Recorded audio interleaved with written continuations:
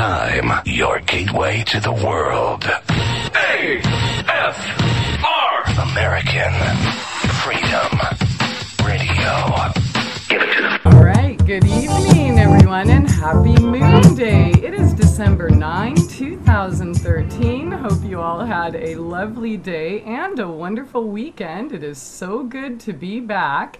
And woohoo, we're snowed in. I love this wonderful blanket of snow. It kind of means hibernation time for me and reflection time. But welcome, you all, and thanks for joining us here tonight. Soul Journeys Radio on AmericanFreedomRadio.com. Our special guest tonight is Jeff Brown. He has a very interesting history. I'm excited to talk about that. He was a lawyer, won the Law and Medicine Prize in law school, and apprenticed with a famous criminal lawyer. And just as he was on the verge of opening his own law practice, he decided to stop and get into all this crazy spiritual stuff and bioenergetics and co-founding the Open Heart Gang and writing Soul Shaping. Soulshaping.com is the website, so check it out. He also does personal sessions and events and workshops all over the place. That's soulshaping.com. And if you have any questions or comments tonight, please feel free to give us a call at 218-339-8525. That's 218-339-8525. And if you'd like to join us on the text chat, that's over at souljourneysradio.com. It is so good to have you here tonight, Jeff. How are you doing? I'm doing good, Christie. I just did a fantastic hour of yoga in Elora, Ontario, at the edge of a river, and then realized that our show was an hour later and not 2 hours later as I had thought. So I ran back to the house to get here just on. Okay, well, I'm glad you made it. I'm like, oh, man. I guess the show will go on either way, but yeah, glad you remembered us. How's the weather up there, by the way? It's getting cold. A little bit snowy, snow on the roads, but feels nice. Yeah, it feels like that nice hibernation feeling. Yeah, it does, huh? I don't know. It's just when snow comes and we get snowed in, it triggers my body to I want to sleep for 12 hours a day plus. Yeah. I think that's what we're supposed to do now. Yay, good. I won't feel guilty anymore then. Yeah, that's the idea. Awesome. So I know you've got a lot of projects you're working on, and obviously I didn't mention everything you are doing, but you are very inspirational. I love reading your posts on Facebook. You can go to facebook.com. He has a page. Let me see. I don't know what you type in to get it, but there we go. Jeff Brown, public figure. And you're always posting inspirational quotes and such that we like to share and pass around to our friends. But before we get into all of that and your Humanifesto, I would like to know what your life was like previously. The little voice that was telling you, stop, this lawyer business isn't, where you need to be. So paint us a little picture what your life was like at that time. Well, that was a long time ago. I mean, I had apprenticed in criminal law with a well-known Canadian lawyer named Eddie Greenspan, and we had done a pretty intense, high-profile police murder trial.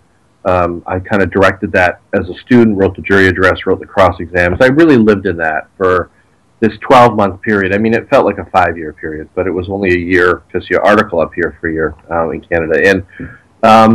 And then, soon thereafter, I went away for the summer. I was going to come back and do the bar admission course. And while I was there, I began to reconnect with a part of me that had a different idea of my direction. And once I got into the bar admission course, the last 3 or 4 months of it, I really experienced a pretty intense internal conflict about the path of law and some other unknown path. It wasn't like the path was absolutely clear. I knew I would ultimately study psychology and that I'd ultimately write, but I didn't really have anything to write at that time, and I wasn't ready to go and study psych at that time. And so really the push was in the direction of the unknown, something that my warrior persona was not really comfortable with. And I lingered in that unknown for a couple of years, just exploring myself and allowing my emotional body to clear out and just try to come to a more authentic consciousness than the one that I was habituated to.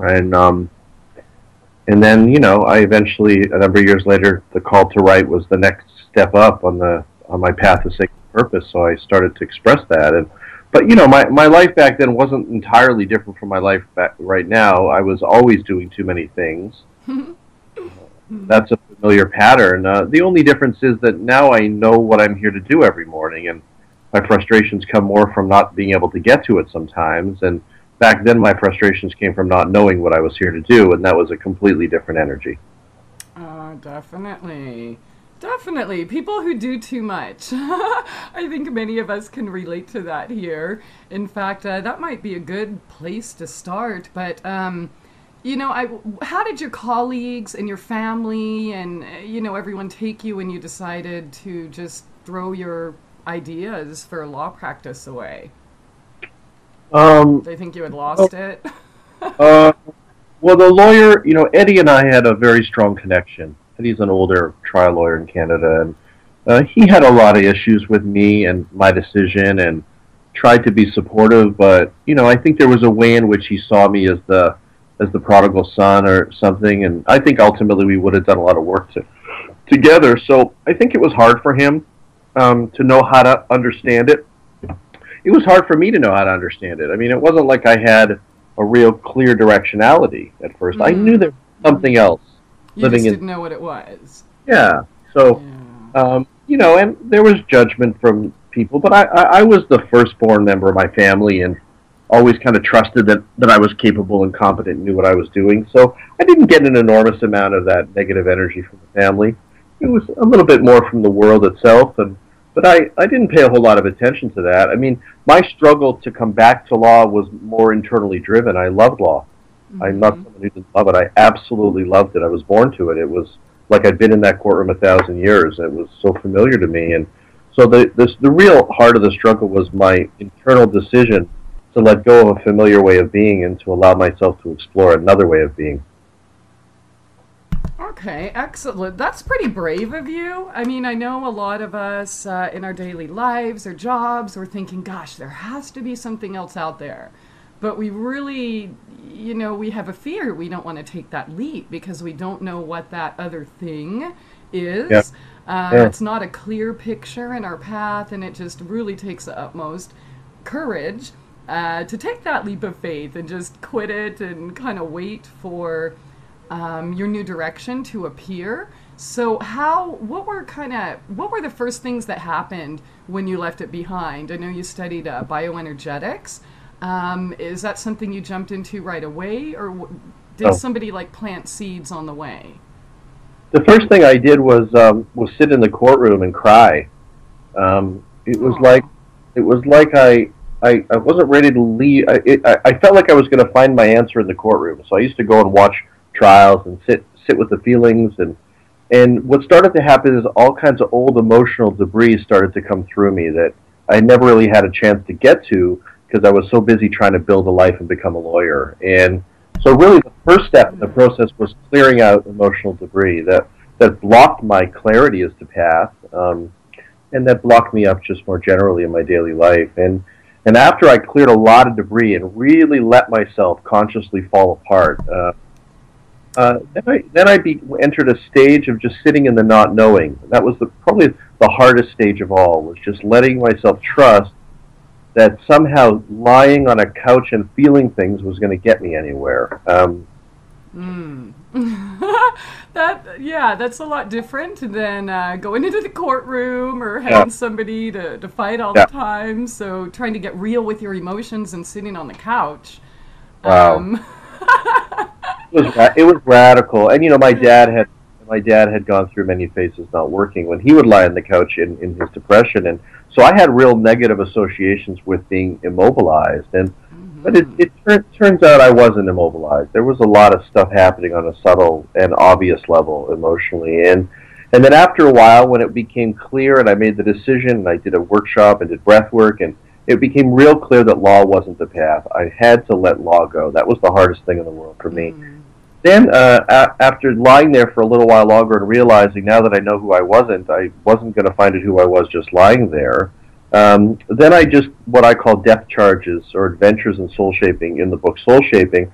I went out and just explored things I was interested in. You know, I did breath work with Stan Groff. I studied bioenergetics because it fascinated me with Alexander Lowen in a training program. And I gathered information about what my sacred purpose was for my lived experience. I had ideas of that, like psych and writing, but I didn't have any absolute push toward either of those two directions. And in my experience, things just happened. It became clear that psych was part of it, so I studied humanistic psych and did a MA at Saybrook. And then after that was done, and I worked through a profound love experience that transformed my consciousness, the next step, which was to write, was just sitting there in front of me and demanding to be expressed. And so it's some combination of surrendering and willfulness, and that's the art form of self-creation. You have to decide at what point you have to stop and at what time you have to move. And I really worked on refining that to figure out who I was. Excellent. Well, this is just a perfect topic for, I think, many of us at this time. So I appreciate you sharing your journey with us. Again, that takes a lot of courage and boldness to just step out and say, you know what, I don't know what I want to do, but I'm going to sit on the couch pretty much and figure it out. So as far as bioenergetics therapy, a lot of people still don't know very much about it. Can you give us kind of the Cliff Notes version? Yeah, it's a absolutely brilliant body-centered psychoanalytic therapy that was started by Alexander Lowen and John Parakos, who were Reichians. They ultimately broke apart from one another, and Lowen carried forward with bioenergetics. And it's a therapy that really focuses on opening up the holdings in the physical and emotional body. It makes no distinction between the physical and emotional body. Excavating the holdings. So, for example, if you're someone who breathes in a shallow way, there's a number of exercises that will open that area. And usually what happens when you begin to open the held areas, the repressed emotion that's held within those areas starts to awaken and demand expression and release. And so the idea is to create within you a more rhythmic or orgasmic flow. I don't mean orgasmic in the limited sexual sense, but a real fluidity. And we do that by doing particular exercises, tantruming, releasing the holdings, raging against a cube, twisting a red towel, going over a breathing stool, opening yourself back up to life again, and moving through you what's blocking and obstructing your consciousness, and becoming more of a whole human. And I did a lot of sessions with Lowen and worked a lot of early orality and pieces, and it's a really, it's not so popular right now in North America because we're too overstimulated to go this deep. It's such a superficial culture now. And we're taught feeling our feelings is, a mental illness, right? Yeah, absolutely. He wrote a lot about that, and it's quite popular in Germany now for obvious reasons, I think, and it's also quite popular in Brazil now, and I don't think it's done yet, but I think there'll be a Western revival of it, but we have to slow down the culture first. Oh, absolutely. I totally agree. And Jeff, you're in good hands tonight. We actually do have lawyers and judges that listen to the show here. And in fact, one in the chat just said lawyers, good ones, gravitate toward bioenergetics and psychodrama. Are you familiar with that? I don't know much about psychodrama, but there were some law people around bio, and Alexander Lowen was a lawyer, and he left law to become, I think he became a school teacher, a phys ed teacher actually, after he became a lawyer, and then ultimately became a psychiatrist. Yeah. I think it really, at least with what I see with our listeners and what they're doing, it's not all about the law. We're going to punish everyone for breaking a code or whatever. I mean, this gentleman and others, they really want to help people, so that's something that they bring up. With, people that are forced to go see them, I guess. So it's wonderful to hear that that's kind of getting out into mainstream. activities, because I mean, it is all about helping, isn't it? I mean, do we really want to create a system of people just going back and paying fines and going to prison and, you know, demonizing them, or do we really want to help and, you know, show alternatives? Look, there are ways to deal with these issues. They're all stemming, at least in my opinion, from an emotional cause or suppression of emotion. So let's get to the root, right? Isn't that what lawyers want to do, generally? Well, I don't know if it's what lawyers want to do generally, but I knew what I wanted to do if I stayed in law. I wanted to expand the mental health defense base so broadly, but unfortunately the problem is, you know, in the world we live in the survivalist world we live in, once you begin to expand the base that broadly, you essentially eradicate criminal law as we know it. And many people don't think we're quite ready to do that yet. So my vision of possibility for criminal law is very consistent with what you just said. But, you know, I felt like it was going to come along much too early. And mostly what ends up happening, at least at the time in the early 90s when I was considering practicing, is that what I was going to become was just the best game player out there. And, you know, it's ironic. I had this year with Eddie that stretched my canvas so wide that I ended up that year, at the end of that year, feeling like I could do anything. So it was ironic that I had to spend a year in law to gain the self-confidence to actually leave it and to believe that I had some other deeper, vaster path living inside of me. I'm sorry, Jeff, hold that right there. It is that time. We have to take a short break, but we will be right back with Jeff Brown, soulshaping.com. It's time to get real and heal. MyTrueEssence.net would like to tell you about Modifiland Brown Seaweed Extract. It's composed of an elementally rich seaweed called laminaria. It takes 40 pounds of laminaria to make just 1 pound of Modifiland. There's nothing else like Modifiland. It is the richest in alginate, fucoidin, organic iodine, and lamarian. Alginates are the most effective organic element in nature that enable the body to rid itself of heavy metals, radioactive elements, and toxins. Fucoidin is an extremely effective anti-cancer substance found abundantly in brown seaweed. Organic iodine is the greatest protection for the thyroid offered by nature. Laminarin aids in the prevention and treatment of cardiovascular disease. Go to www.mytrueessence.net and click the Modifiland banner to get started on your path to rich health today. Also check out the Healing Shop for proven essential oils, medicinal teas, and even health coaching. It's time to get real and heal. Go to www.mytrueessence.net. You're listening to AmericanFreedomRadio.com, the network who perseveres in delivering intelligent debate, constructive dialogue with true independence. The freedom to broadcast the truth is not free at all. So what is American Freedom Radio worth to you? The empowering information with fun, honest and pure integrity behind it provides an example to follow, friendships to flourish, with the moral altruism that pulls no punches. The hosts sacrifice and show remarkable discipline in their duty to deliver quality radio and service to the community with strength, wisdom, and loyalty. The founders of AFR wish to thank you personally for sharing your views and insights to make the best radio and alternative media. Now it's time for you to give something back and play a vital role in the future of America. Be as generous with us as we've been with you. Click on the donate banner at AmericanFreedomRadio.com or volunteer by emailing AmericanFreedomRadio@ymail.com. Vaccine, psychotropic drugs, and artillery batteries not included. All right, welcome back, and thanks again for joining us here tonight. Soul Journeys Radio on AmericanFreedomRadio.com. Our special guest, Jeff Brown. He is the author of Soul Shaping, which you can find at his website, soulshaping.com. You can also link to Carmageddon, which will, you know what, since I brought that up, Jeff, tell us about Carmageddon.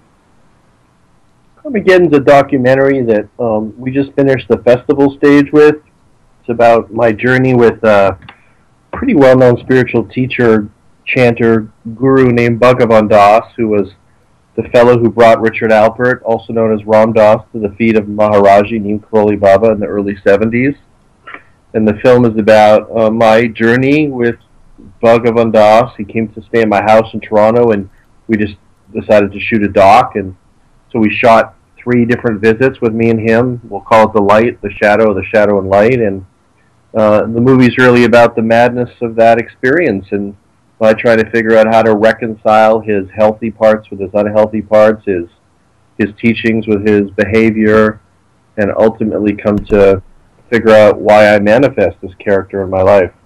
It's really intense film. Ram Dass is in it and calls him out, and Sean Corn's in it, and David Permel and Miten, well, mostly Miten talks in it. It's really a fantastic film. Excellent. Well, I did enjoy seeing the trailer and reading all about it on the site. By the way, that is Carmageddon.com. Karmageddon, themovie.com. And of course, you can link to it from his site at soulshaping.com. But, okay, so you're saying it's in the film festival stage right now? Just finished the film festival stage. We won a nice Audience Choice Award in Costa Rica.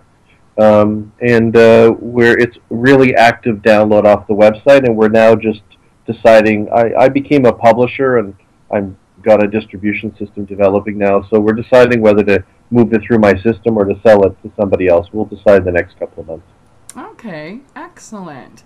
All right, now we have lots of questions already from the chatters and the listeners, but you did touch on something that I know hits home with many of us here, the doing too much thing and spreading ourselves too thin.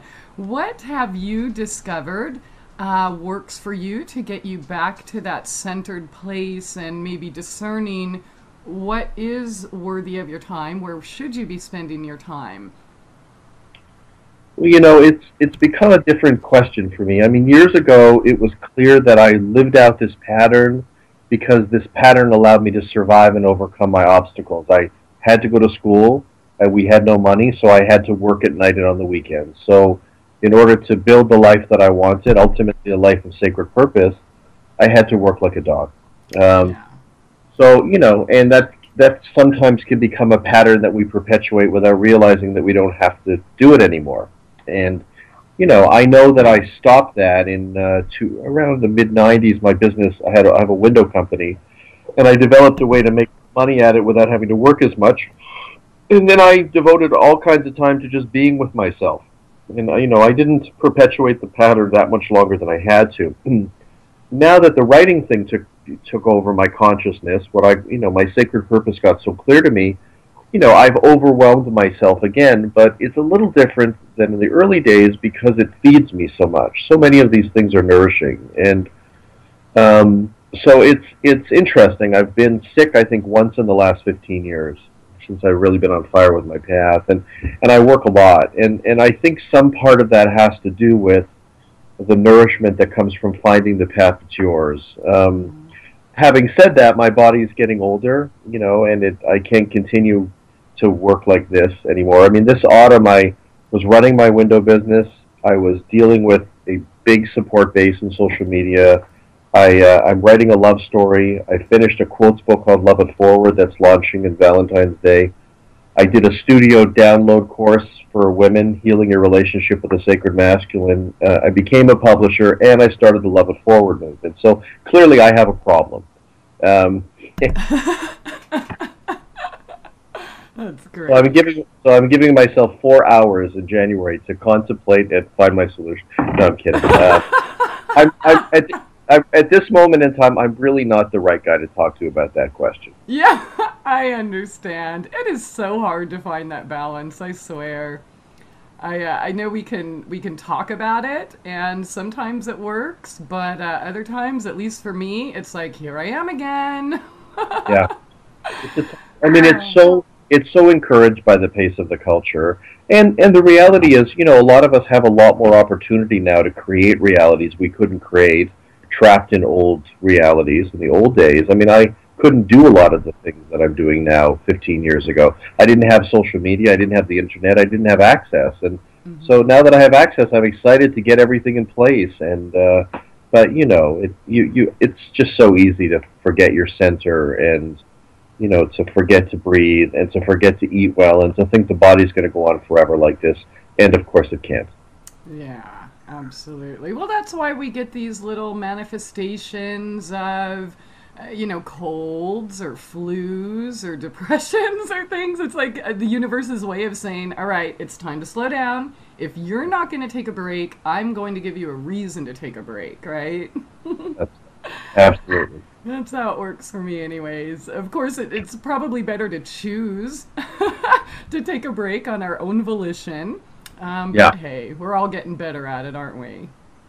I mean, the things that help me to live in this insane lifestyle, I get massage weekly, so I always know when my body's reached a certain stage of tightness or tension, I'm holding too much, I get straight to the table. I have so many places I go to get on that table, and and I'm trying to do yoga once a week again, and I'm doing a 12-day cleanse right now, and so, it is possible to stay busy and to still do some practices that actually can help bring your body back.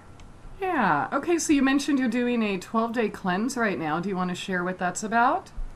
I don't have it with me here. I don't know. It was a cleanse that was recommended to me by a number of different pretty credible people, and it's kind of a mild cleanse. Mm-hmm. I'll email you the name of it later, but I like it. It feels real good. I feel like it's working, and it's not completely knocking me out like they often do. Yeah. Is it a type of fast? No, it's just particular pills that you take with a pretty light diet. Oh, okay. All right, so nothing hardcore, like just lemon juice and cayenne and maple syrup for 30 days, or... I've done that. I lasted 3 days. Yeah. It does sound a little rigid, but hey, if you can do it, go for it. Okay. Somebody was asking on the chat here in relation to Carmageddon. He asks, were you surprised at Ram Dass's comments about Bhagavan? Sorry if I pronounced the name wrong. Yeah, Bhagavan. Was I surprised at Ram Dass's... when I went to Ram Dass at that stage of the journey, I was just confused. Bhagavan Das he's a one-of-a-kind character, but I had never really encountered anyone quite like him, and I really didn't know how to reconcile all of these elements and aspects. The felt experience that I had in his presence, the crack-open experience I had when I chanted, and yet this crazy, insane misbehavior of his. And so when Ram Dass spoke so honestly about him, I was a bit surprised. Ram Dass had known him for 40 years. So now I understand, having had 40 years of this kind of behavior, why he was calling him out.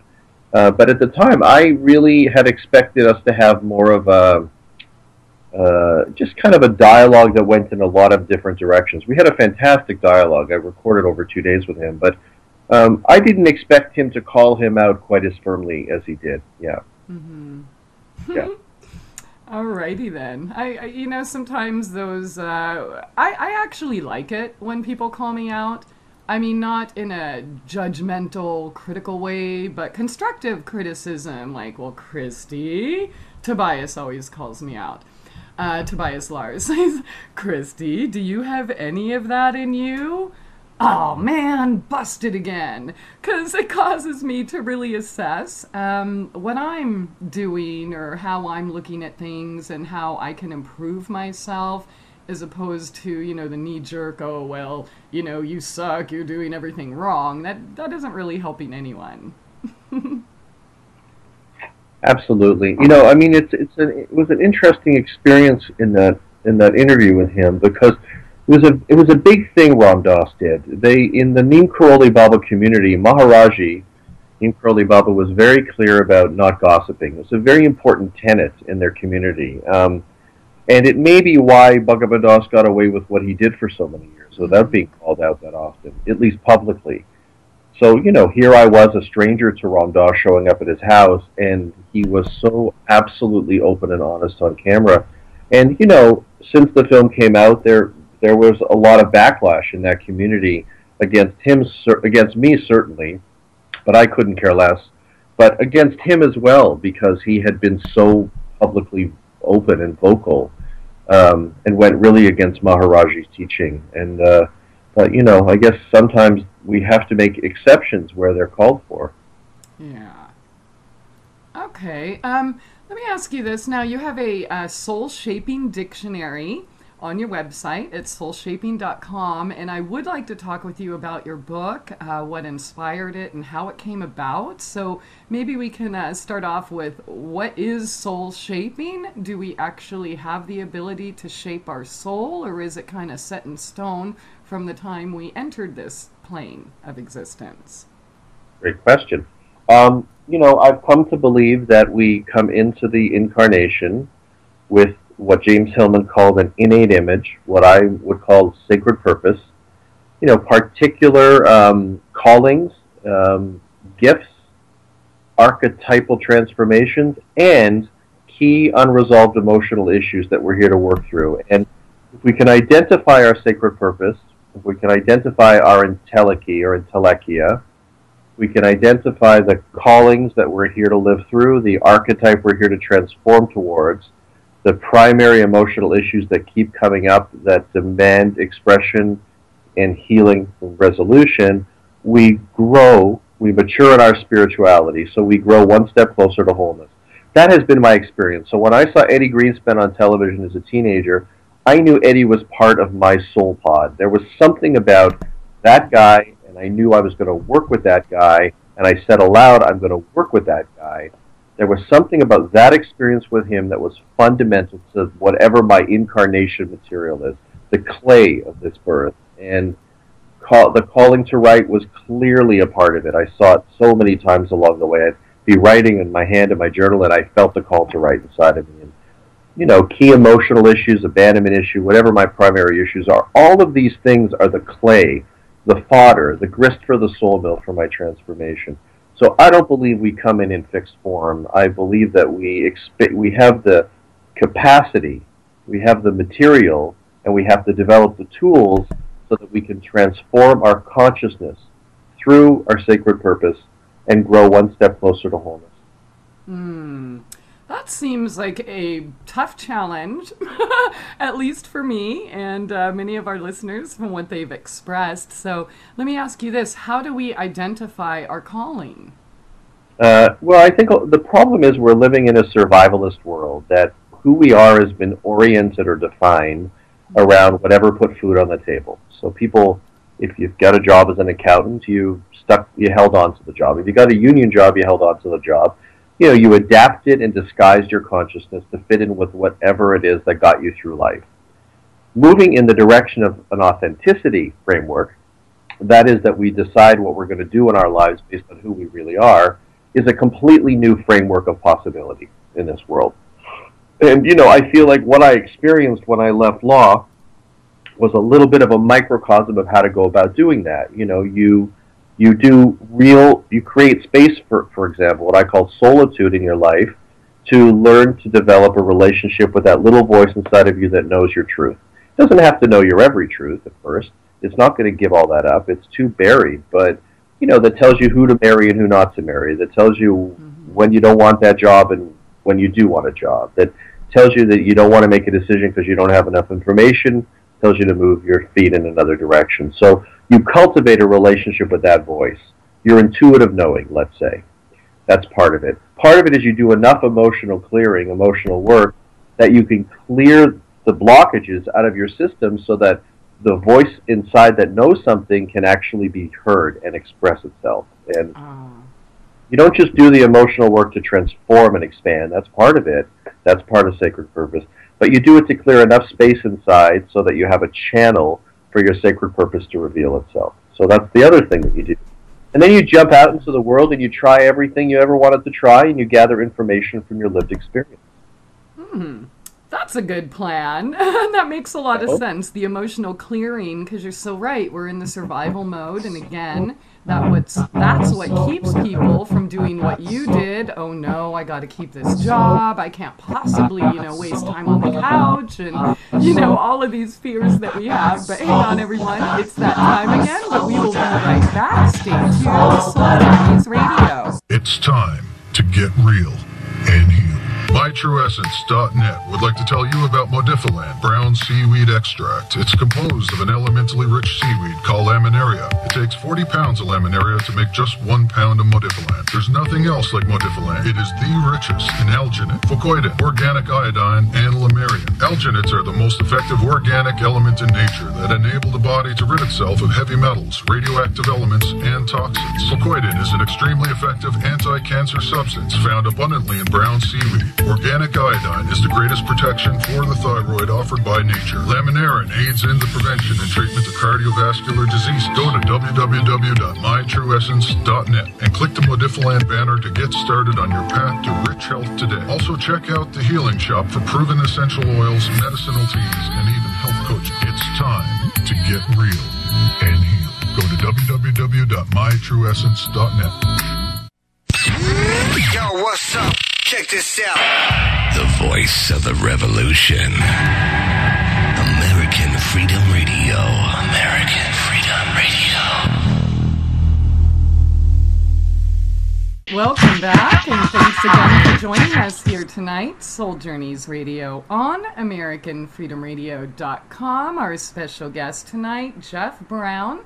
He is author, publisher, filmmaker, inspirational speaker, workshops. You got a lot on your plate here, so check the website. Also, the Soul Shaping University, which I would like to talk about later here, but I'd like to continue where we left off as far as soul shaping, or shaping our soul. And, Jeff, we hear a lot that we chose our path before we got here and we just forgot it. And speaking for myself, if that is true, I certainly forgot it. So let me ask you, what's your opinion? Why do we forget our sacred purpose?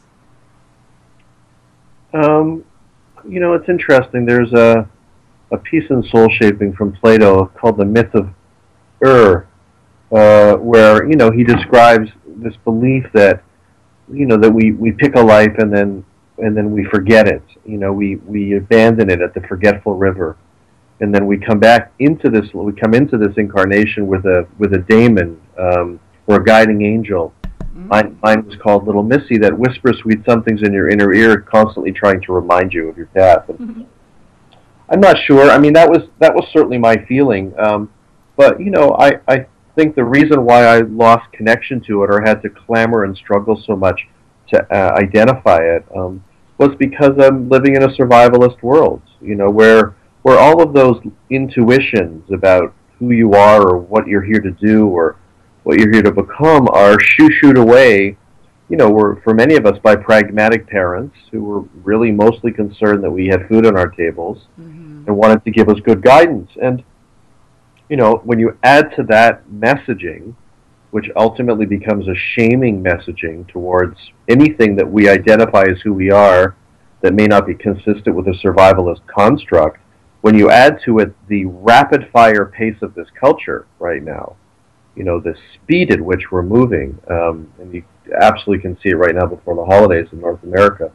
How do you cultivate a relationship with your inner knowing if you don't have time or space, internally or externally, to connect to it? Yeah. I mean, honestly, and so to me now we're at the very beginning of this new walk, this new bridge we're constructing. And your network is part of what that's about, one that's more about who you really are. And what are you here to do? And what are you here to express? And it's not about exploiting the masses. It's got to be about something more benevolent and heart-centered than that. And now we have to figure out how to construct and develop a society, and our relationships with others in a way that cultivates that awareness. And, I was doing this work in the 90s, and I had a lot of hunger for this work. For whatever reason, in this incarnation, I really wanted to do this work. I didn't resist it that much. And, now there's more access, like now in social media, because of Facebook and things like Facebook. If you look at it in the most positive way, and I do because I experience it that way, the soul pod can gather and we can support one another in our quest for what's genuine. Back in the 90s, it wasn't happening at all. So while the pace of the culture is rapid fire and overstimulating, at the same time, there's something else happening in the heart of it that allows us to connect to one another and support each other in this work. But, I think each individual has to make a very basic primary decision that they're going to prioritize the quest for authenticity and create space in their world, in their week, and in their life, and in their days to do that or not. And, everything really starts with that decision. Yeah. I agree with that. Very well said, Jeff. And I do feel that, there are a lot of spiritual half-truths out there that do induce, shaming ourselves and even more guilt and more pain and, being even further disconnected from ourselves, our sacred purpose, or our identifying our calling and such. It does feel that, the heart is where it's at if we follow our heart, but even that kind of, gets twisted as well. So how can we discern what's in our heart versus the more ego-based, survival type mechanisms or voices that we may feel are leading us on our path? I think we have to get to know ourselves. You have to make millions of steps and go through millions of stages in your consciousness, so many moments of decision to develop and cultivate that awareness, and then you live it. You think that it's intuitive, and then you live it out, and you get feedback from your experience as to whether or not that felt like really an intuitively motivated decision. And it's not formulaic. There's no how to develop a relationship book. You have to first of all decide that you want an authentic life so bad that you're going to sacrifice the bullshit for it. And most of us don't even get to that decision, right? So that's the first decision. Do you want it so bad that you're going to sacrifice the seeming benefits of walking a false path, which is often the most rewarded path in an unconscious survivalist culture? You got to make that decision first. And if you make that decision, then you got to get to work living your life and really consciously paying close attention to the information that you get from your inner world and from the actual lived experience. And, I still make bad decisions. I just don't make as many as I used to, right? Mm-hmm.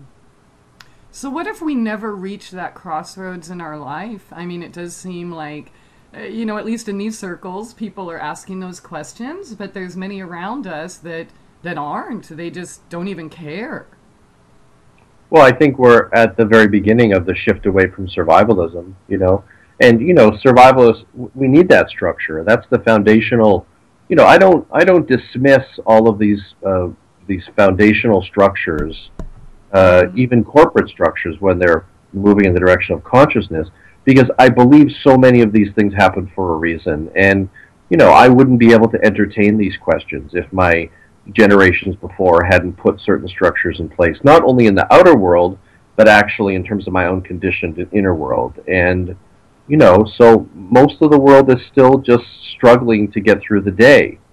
So we have to honor that. That's the human experience at this stage of human development. And if we're lucky or unlucky enough, depending on how you look at it, to break away from that and to entertain, to create space in our lives, to entertain other possibilities. One of my great frustrations are many people I know who played the game and did very well economically and are now in a position to stop playing the game and to actually go and explore a deeper question for their lives, because money's not an issue, and they stay in the game. Those people frustrate me more than anybody, because they actually have the opportunity. I was doing it at a time when I had to struggle to make a living and all the rest of it, but if you're one of those people who's now in a position, let's do it this way. If you're one of those people who's in a position to stop playing the game that isn't rewarding you much anymore, to go on the quest, it's going to be uncomfortable first if you've been mostly lost in the game, because you're not going to know where to put your focus. But I really think because those people have power, those people can affect other people, those people can create realities for other people, and those are the people we really need to help pull everybody else along. I agree. I see it quite a lot myself. They might ask a question, but they keep going back to the old paradigm where they would like us to focus our attention, and it does get a little frustrating, but I guess at the same time, we all choose our own path. And I don't know. I'm not sure if everybody is meant to focus where we are focusing our energy. No. Well, I mean, maybe in the ultimate human reality, sure. I think sacred purpose is something we're going to teach the children at some point. Mm-hmm. Who are you? Why are you here? Virginia Satir, just before she died, the brilliant mind Virginia Satir, she said, according to Jean Houston, what she said was, I did what I came here to do. So my vision is for humanity is that everybody reaches the stage in their life before they're leaving in this incarnation, and everyone can say, I did what I came here to do. Imagine that world.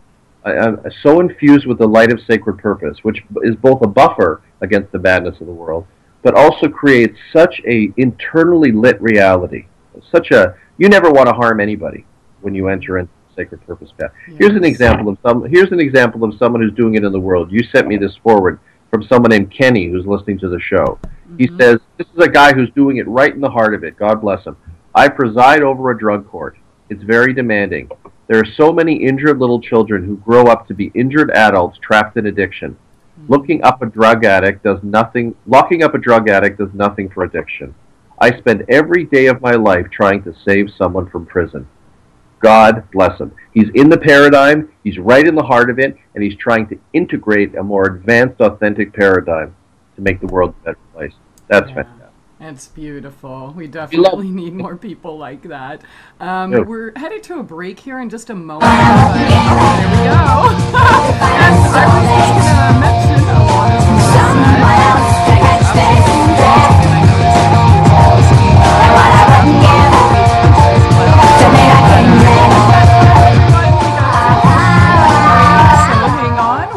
right back with Jeff Brown here on SoulJourneysRadio.com.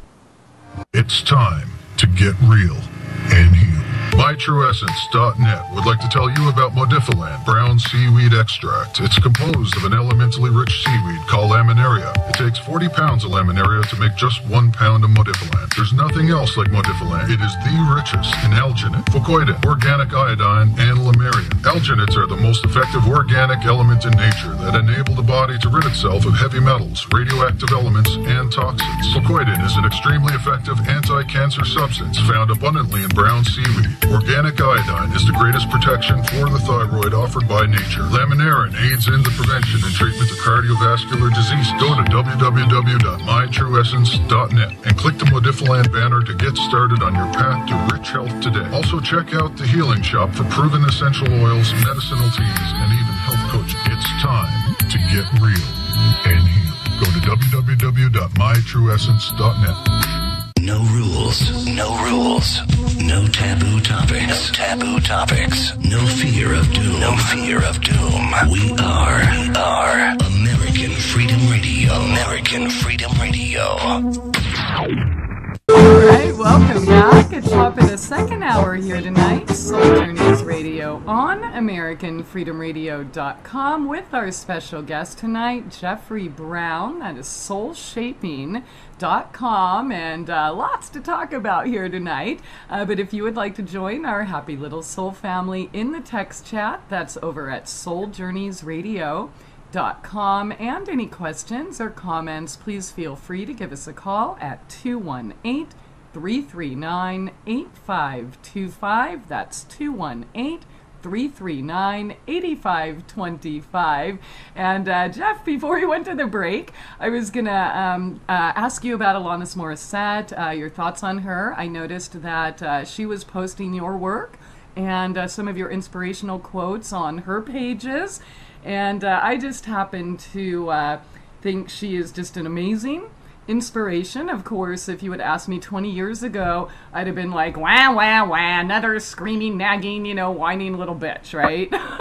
And obviously that says a lot more about me and my evolution and where I was at the time, but that was just kind of our perspective when she came out. Of course, now that I can look back and see more clearly, I can really appreciate how she's bringing all aspects of humanity to the forefront, the light and dark, the shadow, the things we want to avoid, the things we want to hide about ourselves, the things we want to brush under the rug and pretend don't exist. So what are your thoughts about her and her work? Well, first of all, there's no bitches in Canada. Just so you That's right. Okay. Yeah. Important to understand that boundary. It's just loonies and toonies, right? No. Something like that. Although most of them move south of the border. Yes, we do. Alanis. I love Alanis. Yeah. You know, what people didn't know about her is, at least people in the kind of the mainstream world didn't know about her, is even through those years, those many, many years of her writing that kind of music and moving from that intensity, she was doing all kinds of healing work in her own life. She was part of Debbie Ford's team at the Omega Institute in Rhinebeck, New York for a number of years, where she was volunteering her time, just assisting people in the workshop space. She wasn't there as Alanis Morissette. She was there as a benevolent healer supporter, and you know, working on her own shadow material, making no distinction between the shadow and spirituality, as I also make no distinction in my writing between emotional work and spiritual work. To me, they're indistinguishable. So she's been doing this work for a long, long, long time. And she wrote a song called, I think it was called That I Would Be Good, I think. It's like this, and it's, to me, the greatest anti-shame song ever written. It is such an empowering and beautiful song that I listen to when I feel down on myself. And now I think it's just become much more out there. She's become much more visible at doing this kind of work and uniting her expressive work with her spirituality. And I think it's beautiful, and it's vulnerable, and it's genuine, and it's not holier than thou. She doesn't pretend to have it all worked out. She's constantly working and workshopping and working through her stuff in her process. And I was able to get a copy of Ascending with Both Feet on the Ground, my quotes book, to her, and so she did some posting on her fan page of at least one of those quotes, and she was talking, according to a friend we have in common, about possibly writing a response to my apologies to the Divine Feminine. I haven't seen that. I don't know if she's ever going to have time to do that, but that would be a fantastic thing to read. Oh, definitely. I love her. Yeah, absolutely. Gosh, if only I would have got it back then, right? But I was still in my self-hate mode, brush these things aside, don't talk about that, shh, wearing my holier-than-thou white coat, right? Well, I'm sure she's evolved too. I mean, she may, if you interview her, she may have the same kind of response to herself back then. I mean, she's changing and evolving all the time. Oh, yeah, no, I think she was amazing. I wish I got it back then. I just didn't get it at the time. But I guess I'm a little slow. That's all right. So let me... I really hope she does respond to your apologies to the Divine Feminine, which I did post in the text chat for everyone who has not seen it. For those that are streaming, just go to soulshaping.com and you can read all about it. But here's another question from the text chat. Let's see, it reads, Christie, I heard Jeff being interviewed by Laura Eisenhower, and he was talking about giving up on the whole idea of forgiveness. I could have misunderstood him. Can you touch on that, please? Yeah, I remember that. I really enjoyed that interview. It wasn't about giving up on it. It was about making it authentic. I write and talk a lot about artificial forgiveness, or the forgiveness bypass, which is very familiar to the New Age movement. One of many examples of disembodied spirituality. In fact, nothing spiritual about it at all. And for me, forgiveness had to be authentic. I practiced inauthentic forgiveness for a number of years. I was an expert at it. And unfortunately, it came back to haunt me because, it's like I was seemingly forgiving, but still filled with piss and vinegar, rage, unresolved material, and all the rest of it. So for me, the focus is not on forgiveness. It's on genuine, authentic emotional process. And if you have an anger experience with somebody, you're carrying forward anger, just get into your anger, move through the feelings. Don't think about forgiveness. Don't prioritize forgiveness. Prioritize self-love, because that's the first step. restoring the integrity of your organism. You know, Lowen used to draw a circle with a dent in it. He said that's somebody who's been violated, has anger, but has yet to reestablish the integrity or the circle, right? Yes. He was all about just move the anger, be completely genuine, say everything you have to say wherever or however you can say it in a way that's not going to hurt anybody. And if at the end of it you arrive at a state of forgiveness, fantastic. And if you don't, you don't. Why do we have to forgive every single wrong that we experience? I don't see that as the ultimate state of the human condition. I think genuine, authentic emotional process is the most important thing. And sometimes we'll decide that some things are unforgivable, and I think that's fine. Yeah, I am. I'm totally with you there on the inauthenticity, you know, some of those spiritual masks that we put on. Oh, well, I forgive everyone. I don't get angry. I never get mad. I'm just so perfect and holy. And, you know, as they're looking down their nose at everyone else, and you could just feel the creepiness and the yuck and the, you know, this person clearly is not, you know, practicing what they preach. Big lie. Yeah, it is. And we do have to remove the masks. We have to go through those emotions, those darker emotions, and I don't even like really calling them dark, but I guess for purposes of this conversation and understanding in this, you know, collective humanity, because they're all necessary for our growth. We can't just, you know, if you go to the gym and you work just your biceps, well, you know, what about the rest of your body? It's going to be a little off balance. And if we're just walking around, you know, shoving those under the rug, we're going to end up sick, diseased, you know, diseased with something. And, you know, of course, again, that's everybody's choice, whether you want to forgive or not.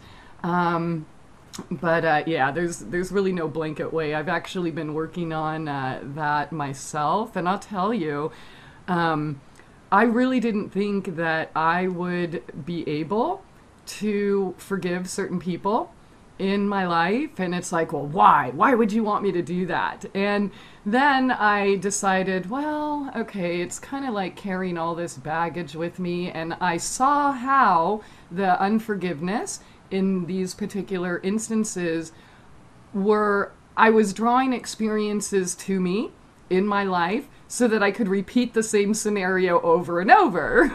So when I finally decided I had enough, you know, enough is enough, I really want to heal myself, and saw that holding on to grudges and such with a certain person, we'll just call him Darth Vader, it took me over 3 years, literally, you know, working on it energetically, spiritually, dream time, you know, meditations, etc. And when I finally had the opportunity to practice that physically, oh my gosh. I was hyperventilating, having anxiety, just like, oh, wait a minute. I thought it was good enough just to experience out there, which showed me that I really wasn't all the way there, you know, on my path. But it was a really beautiful experience, because I was kind of thinking, well, I just figured we'd end up on the other side and give each other a great big hug and say, ah ha ha, thanks for playing your role and blah, blah, blah. But yeah, I was given the opportunity to practice that, experience that physically, which, you know, it feels really, really good for me. And I don't know, I guess if true forgiveness has really taken place, maybe we are given that opportunity to experience it here, to just kind of really see or put us to the test, so to speak, if that is our desire. Yeah, I mean, I think that you said that the unforgiveness is what kept manifesting a similar experience into your life. I don't think it was the unforgiveness. I think it was the unresolved pattern, or the wound material itself. And, you know, what heals it is doing the work to heal your own heart.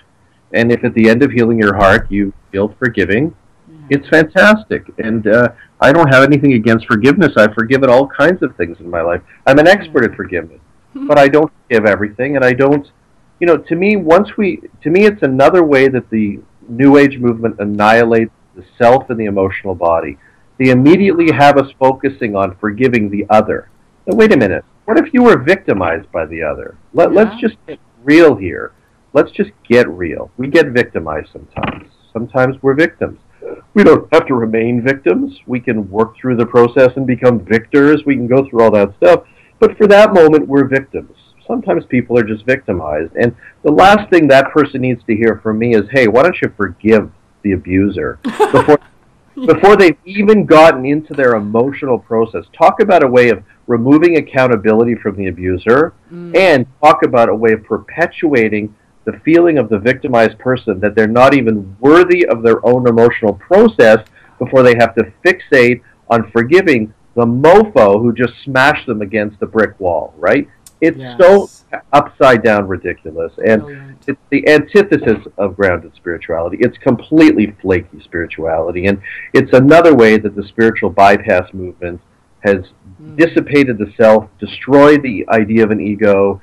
What they're basically doing is saying there's no self, there's no physical body, there's no personal identifications, there's no ego, there's no victimhood, and we're in a non-dual unified state. What a load of bullshit. There's nothing unified about a state that's removed everything uncomfortable from the human field, from the experiential equation. You want to be here, you got to be here for all of it. If you're not here for all of it, you can call that New Age spirituality. I'm interested in a model of spirituality that is grounded and inclusive, and it's what I call enrealment. You don't go into the shadow because, I've got to, just because you have to work through the shadow material. You go into the shadow because if you're going to live a whole life, you got to be here for everything. And I don't want to be joyous all day long. Sometimes my friend dies, I want to be sad. Sometimes I want to grieve something from my early life that I haven't gotten to. I don't want to feel like that's not a spiritual experience. That's the height of spirituality, to be present and to show up for all of it. And, and that includes allowing ourselves to heal our broken hearts and to decide if we forgive them at the end of it, not at the beginning of it. That we got a long way to go before we think about that. Right freaking on, Jeff. Thank you for saying that. Self-avoidance masquerading as enlightenment. It's the I'm looking at my pain body on a cushion over there, and just because I can get into a witness-observer, witness bypass, meditative, head-tripping stupor all fucking day long and pretend that I'm not feeling anything, well, then they get into a relationship and they're beating each other up. So I guess it didn't work, did it? Absolutely. I love that.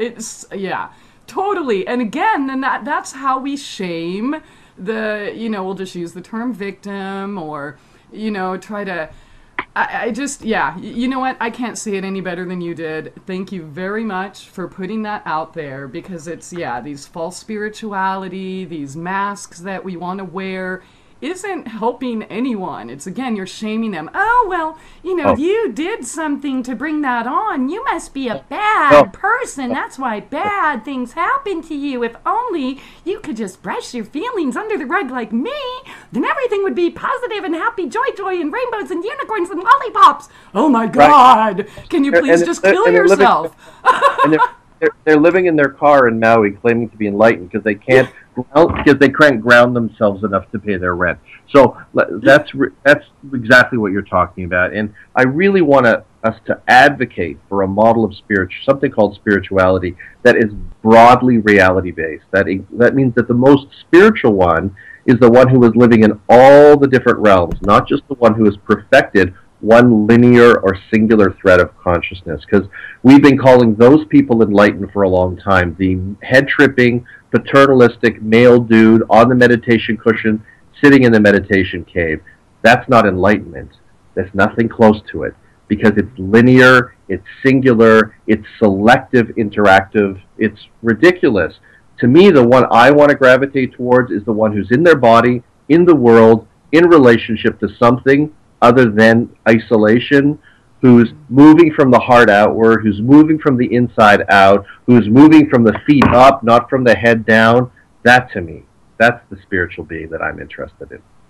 Absolutely. Very well said, Jeff. And let's talk more about enrealment and, what can we do to, I guess I used to worry about what other people were doing or what they would think, and, I get pretty real.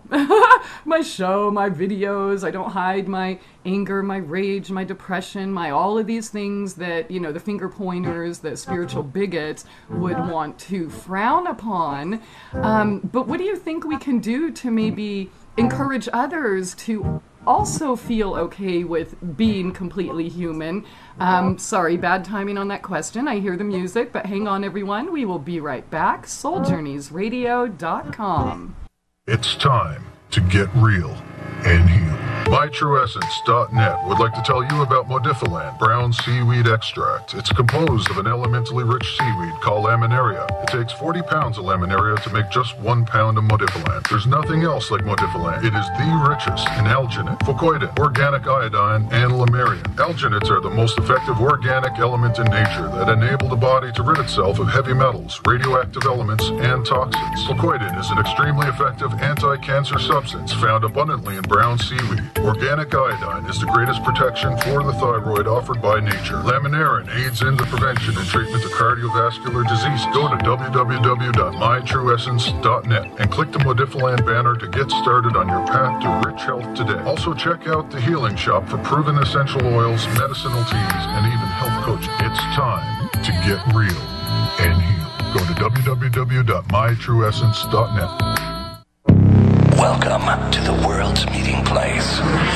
American It's practically narcotic. Freedom Oh, yes, I like very much. Radio. They're an American institution. American Freedom Radio. All right, welcome back. And yeah, baby, please tell me again. We are going back to school tonight here with Jeff Brown. Soulshaping.com is the website and the title of his book, which you can find at his website. And, I was just thinking during the break, we were discussing in the last segment, when I post things about, what people would call darker emotions, whether I'm expressing anger or sadness or whatever it is, like as you call them, the reality or spiritual bypassers or, energy vampires, fake love and lighters, whatever they are, the finger pointers, they really come out of the woodwork to just suppress that. Oh my gosh, you shouldn't be talking about that, and that's not true, and that's so negative, and blah blah blah blah blah blah blah blah blah. You know why, Christie? I mean, look, it's it's life or death for some people. Yeah. And people have written me very eloquently, not reactively, who use detachment techniques as a way of staying alive, and so we need detachment on this planet. I've utilized detachment techniques many times to get through my lifetime, particularly in my early life. But unfortunately, detachment is a tool. It's not a life. And at some point, we have to come back down and work with what lives inside of us. At least those of us who can. And sometimes, even I get back that feedback from very legitimate people who say, Jeff, listen, I hear what you're saying about coming into reality in a broader sense, but I can't. I'm so riddled with pain. I'm so riddled with suffering that I need these mechanisms or I'm going to self-destruct. And so, it is a fine line sometimes between healthy and helpful detachment techniques and, a complete life oriented around self-avoidance. And, but I get it, why they get mad sometimes, because you're calling them back to the world of feeling. You're calling them back to the story after they've been convinced by Byron Katie that their story is not true because it helped them to get through their day. You're calling them back into their pain body when they've been convinced by Eckhart that simply witnessing the pain body meant it went away. Of course, we all know it didn't go away. It's a complete self-annihilation technique. It's dissociative, but nonetheless, we have to also hold some regard for the fact that some of us need to dissociate to deal with this crazy world. So it's a bit complicated sometimes. Hey, I disassociated for 35 years. And I mean, let's get real. Let's admit it. It is painful sometimes to feel, or often. Sometimes to feel, but it's the only way. You have to go through it. You can't go around it if being whole happens to be your goal. It is my goal, so I'm just diving right in, Beautiful. But you said it perfectly. If being whole happens to be your goal. And you and I have the same goal. But I also understand that people who have had such fragmenting, horrifying experiences, maybe they can't.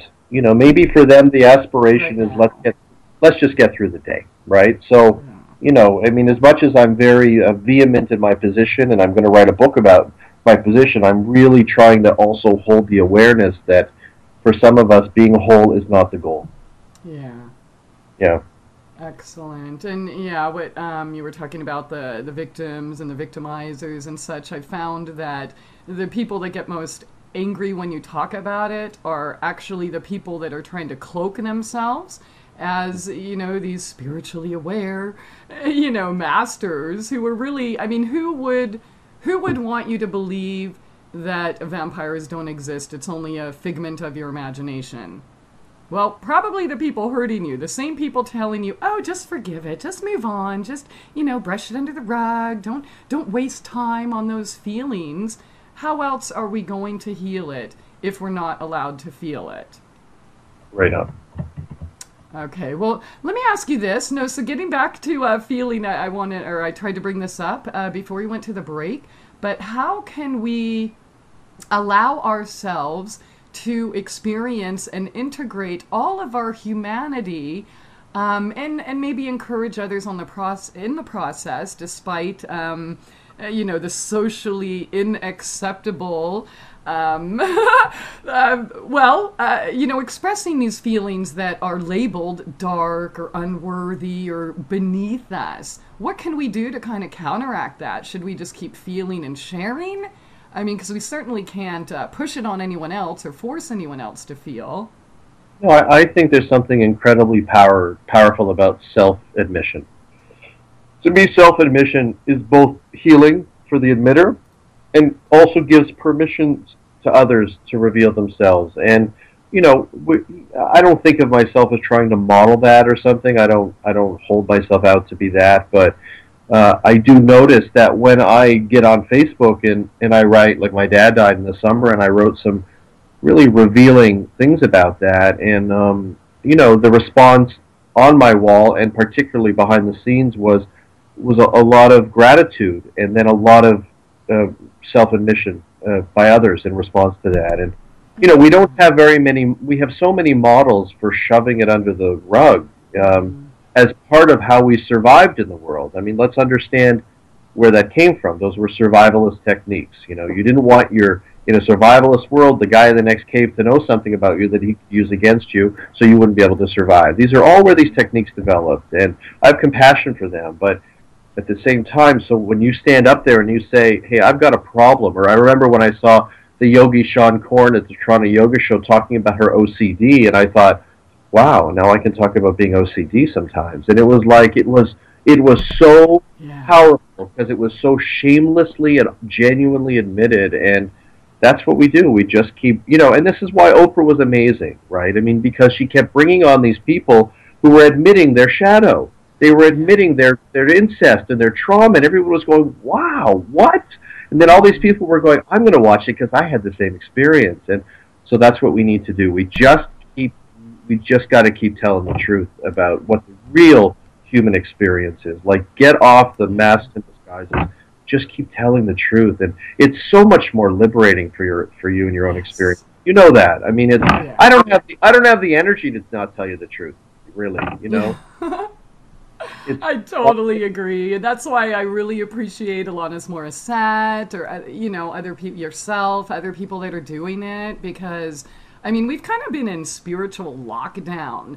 And you know, one thing I noticed on my path, Jeff, is that the more I shared of myself, like literally broke down crying on shows and, you know, live direct upload webcam videos and things like that, you know, sharing these deep secrets or my mistakes, my fears, my insecurities and such, it seems that it gave people, well, it not only inspired them and let them know they were not alone and that it's okay and safe for them to talk about, but it also gave people less ammo to make up stories or, you know what I mean, like the slander and, oh, we got to stop this type thing, because it's all out there. And I've just seen an amazing, you know, the snowball effect of other people finally coming forward with their experiences, their fears, and it's really, really beautiful to see that happen. So thank you for stating that. And I, again, would like to encourage everyone, you don't need to hide. You're not alone.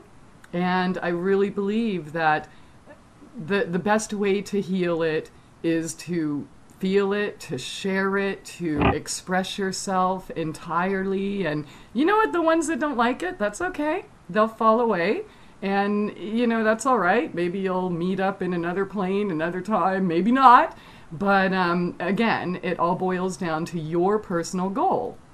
Do you want to heal? Do you want to be whole? Well, it's time to embrace all of those aspects, the ones that we've been tricked into hiding and shaming and hating ourselves over. Let me ask you this, Jeff. You say that if they say they are enlightened, they are delusional. Can you elaborate on that, please? Well, it's kind of simple for me. It's like, to me, the more aware I become, let's say, the more I glimpse, without being entirely specific, the more I glimpse all the places I haven't arrived at yet. You know, it's like I open into this gigantic room, and I see myself being in a small little part of that room. And for me to imagine, if we define enlightenment as a whole human consciousness, a fully expanded consciousness, what I would actually call enrealment, I'm not there. I mean, I'm become so aware in my awareness that there are so many other levels of my humanness that I haven't accessed, and so many abilities and gifts and callings and that have never been excavated and lived out, humanifest, actualized. And, you know, the more you evolve, the more you realize that we have so many more levels available to us that at this stage of human development we may glimpse, but we can't sustain. So if someone tells me that they're already there, then I already know they're delusional, because that's just not the way it works.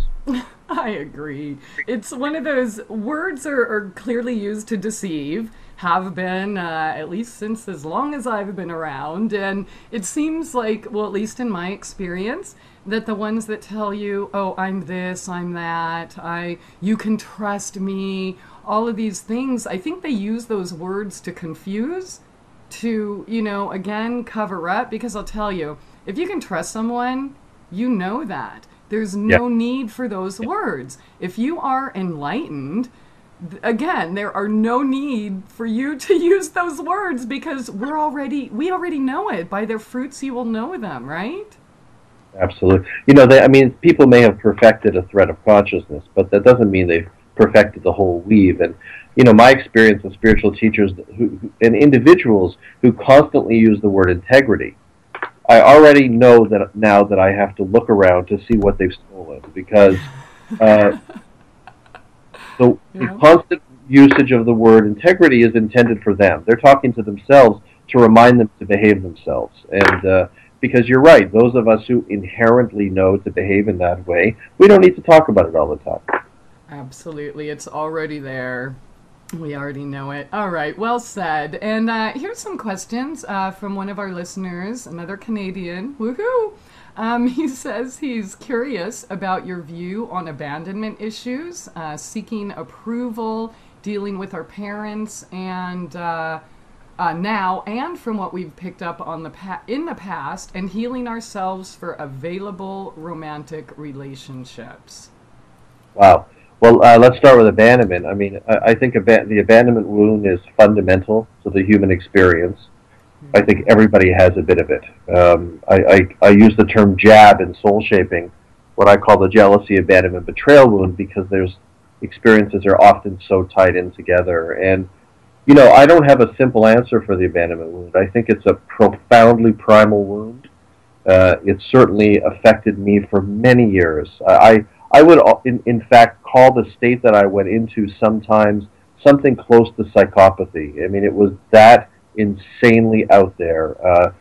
Sleepless, cold sweats at night, completely triggered in some early life primal place where some needs weren't met, or past lives, or wherever it comes from. And, you know, the problem is it's hard to get a therapist who knows how to work with it, because most of them have it. And there are no great books. I want one day to write a book called The Abandonment Wound, because I think there's so, you know, friends of mine, we put together a group that we called Jab Busters, Jealousy, Abandonment, Betrayal Busters. So when one of us was in the wound, we would go and hold the space for them and try to be in their presence so they weren't in the isolation of the wound, because that often makes things worse to be too isolated. To feed them, to manage their affairs for them on a practical level. And, it's important to have social support in the heart of that wound, because people get spun out and they kill themselves or they kill other people. I mean, it really is about the effort to turn that wound off. So I don't have a simple answer. I do think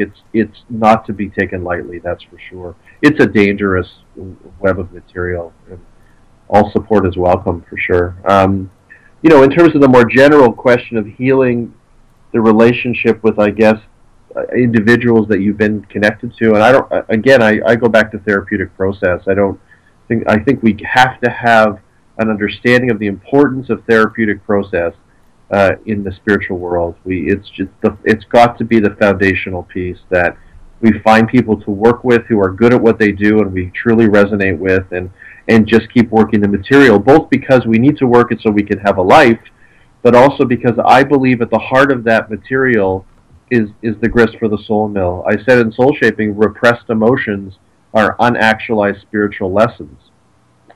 And I believe that. The emotional body is the karmic field where soul's lessons are harvested. So we work the material out so we can live more freely and have a healthier life, but also because if we can work through our primary material, the issues that never ever seem to go away, that's how we transform in our spiritual consciousness. That's what real maturation is about. Excellent. Very well said. I think we're all dealing with some type of abandonment issue, or as he said, seeking approval from others, whether it's our parents or our community, coworkers, whatever, family members, relationships. And I wish we could just wave a magic wand, Jeff, and make it all go away, because it seems to me like it's never ending.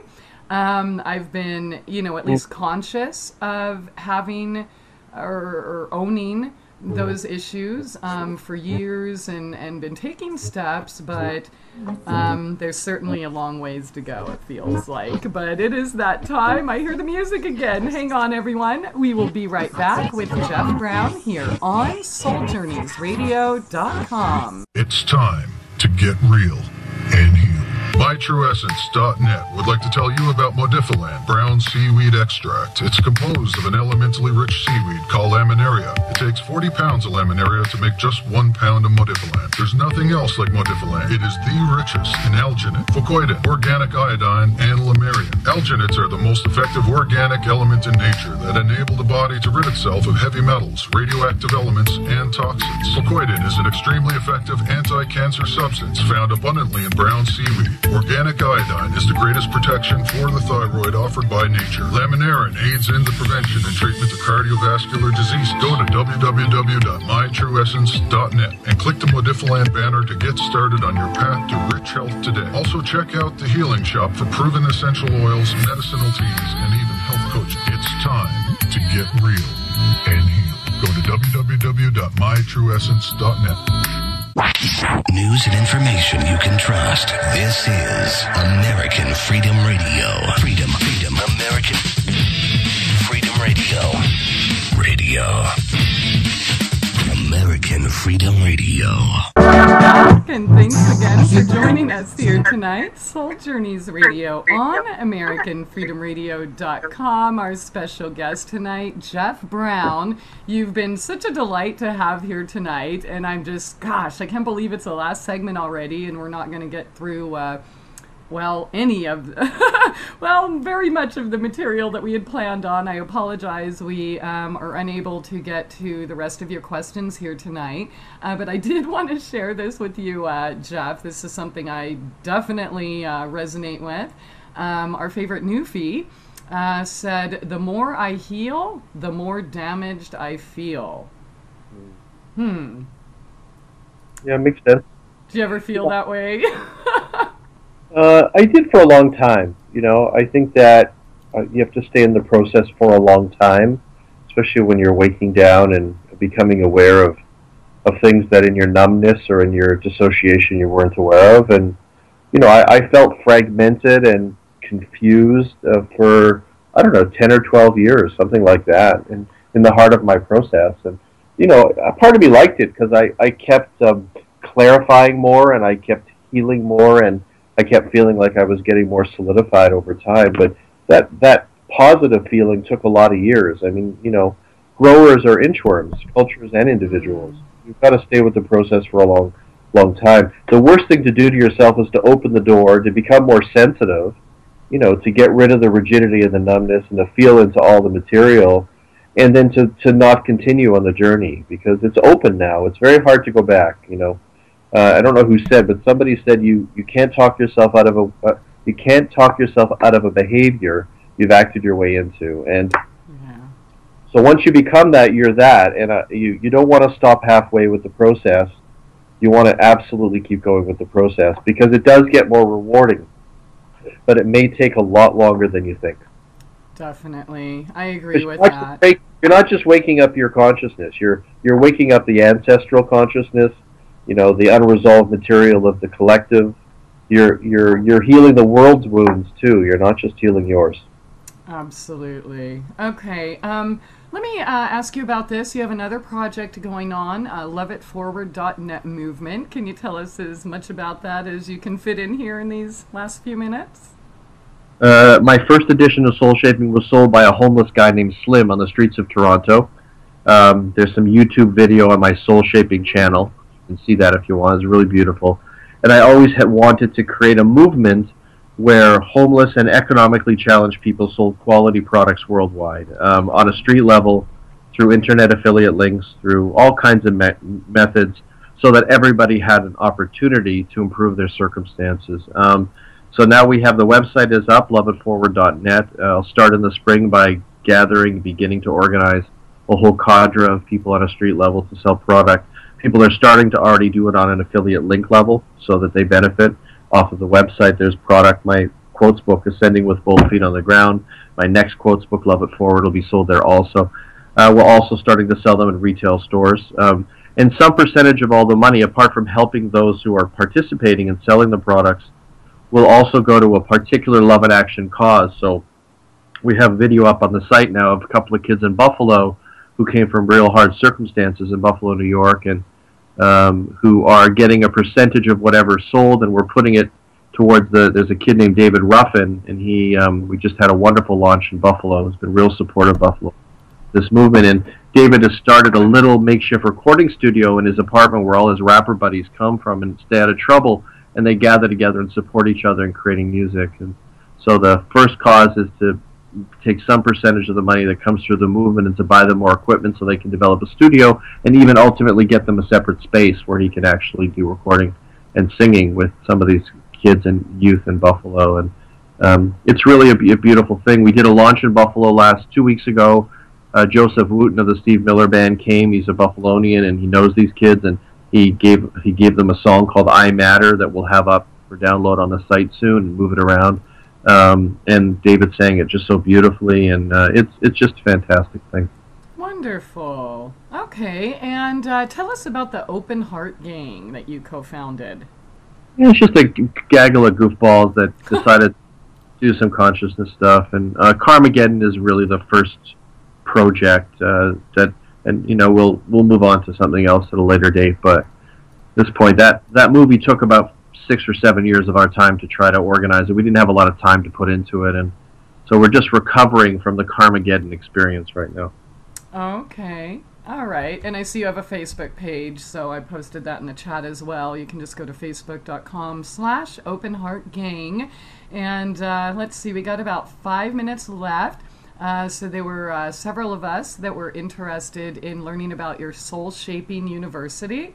I have a download course on my website now called Finding Your Sacred Purpose. It's kind of a rough but good course, pay what you can course. I have a new course coming in 2 weeks that's affiliated with Soul Shaping You, for women in particular, called The Divine Feminine Rises, Healing the Effects of the Unawakened Man. Course for women. And after I finish these 2 books in 2014, in 2015, I'm going to develop Soul Shaping University as an active teaching construct teach live classes on sacred purpose and befriending confusion and all kinds of different things. After the books are done, that's really where I want to focus my energy on developing that as a university construct and also developing an awakening men's movement at the same time. Okay. All right. So you can connect to all of these things from the website, soulshaping.com, to get more information. And Jeff, you've shared so much wisdom with us. I am sure there's going to be a lot of people knocking down your door. So you do private sessions as well. Can you tell us what a private session with you entails? Yeah, I do like hour and 15-minute Skype or phone sessions. You know, on a basic level, simply to help people identify sacred purpose of their path. But what we inevitably end up doing is working with the emotional issues, blocks, and patterns that prevent them from clarifying or actualizing their purpose or path. So, you know, they're therapeutically oriented sessions. Yeah,